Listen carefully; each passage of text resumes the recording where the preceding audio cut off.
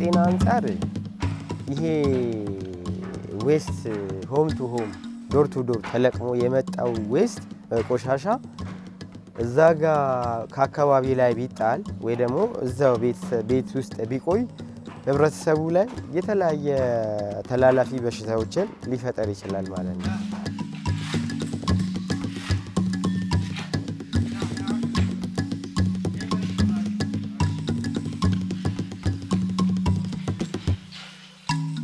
አርቲፊሻል ፈርቲላይዘር እንደ ይህን የተፈጥሮ ማዳበሪያው ኮምፔር ስናደርግ አርቲፊሻሉ ማዳበሪያ ጀስት ኢሚዲየትሊ ምን ያደርገዋል? መሬቱን እየገደለ ነው የሚሄደው ማለት ነው።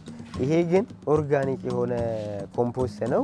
ወደ መሬቱ ሲሄድ አንድ መሬቱንም ሪኒውድ መሬቱ መልሶ እንዲያገግም ያደርጋል፣ ጥሩ ምርት እንዲሰጥም ያደርጋል ማለት ነው።